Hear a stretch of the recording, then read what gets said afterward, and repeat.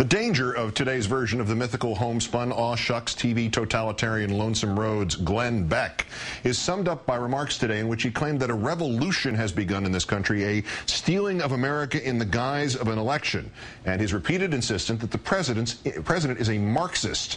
Our number one story in the countdown, the comfort of today's mythical homespun, aw shucks TV totalitarian lonesome roads, Glenn Beck, is that every day he gives away the essential truth that he is an idiot. If you're going to warn the colonists that the English have arrived in the Bay, you're not going to get very far by jumping onto a horse and yelling, "The British are coming! The British are coming!" If you're trying to tell Mr. Chambers that the alien book To Serve Man is not about helping people but eating them, you kind of lose your credibility if you say, "Mr. Chambers, don't get on that ship. The rest of the book, To Serve Man, it's a phone book." Here's Mr. Beck last week with the zeal of Paul Revere and the panic of Mr. Chambers' assistant cryptographer Pat and the spelling ability of a third grader. I told you that we were going to talk about these things. We were going to talk about Obama, the left, internationalists, graft, acorn-style organizations, revolution, and hidden agenda. O-L-I-G-A-R-H.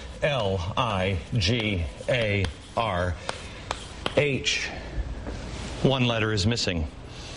Why did I select these words? Because acorn selects tides.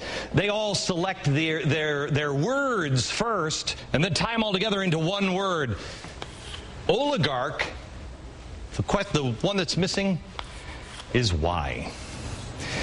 I don't know if we're turning into an oligarchy or what we're turning into, but unless you ask why, we're going to transform into something. Ask questions.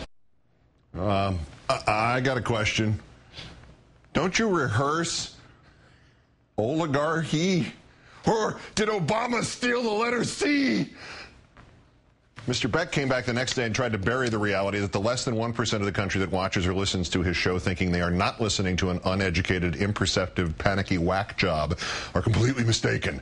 Channeling his inner Pee Wee Herman, he said everything but "I meant to do that," and suggested he almost left out the C in oligarchy on purpose, that the C stands for czars. This was desperation at its worst. The fascination with czars is a fodder for a segment of its own. The use of the Russian dictatorial term czar for a presidential appointee did not just begin yesterday. It began with President Nixon when he put in an energy czar, William Simon, during the oil crisis of December 1973. Simon promptly announced we'd be starting daylight savings not in April but in January. That's a czar. And the true era of American czars came under, Ronald Reagan. He created the position of drug czar, filled more or less continuously since 1982.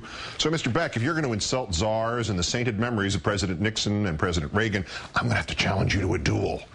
That's D-U-E-L, by the way. It's hard to say what percentage of that less than 1% watches in rapt, mesmerized fascination at the truth teller whose low brain function is no lower than their own, and what percentage watches, as the rest of us do, for the never unfulfilled promise of a train wreck yet to come.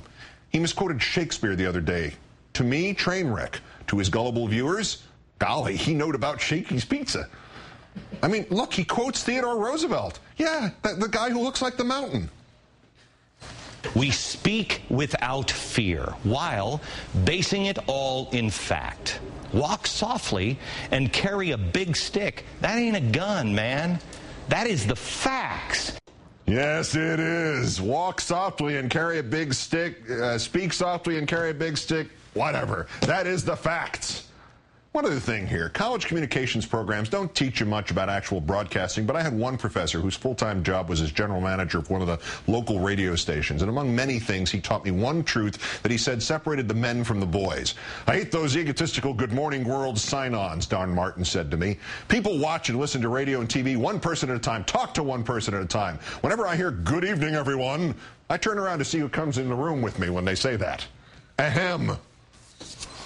Well, hello, America. Good night, America. And don't forget, squawk softly, carry a big brick, and leave off the last C for savings. Let's count down to this 2,314th day since the previous president declared mission accomplished in Iraq. I'm Keith Olbermann. To paraphrase Ron Burgundy's sign-off, stay classy, Countdown Land.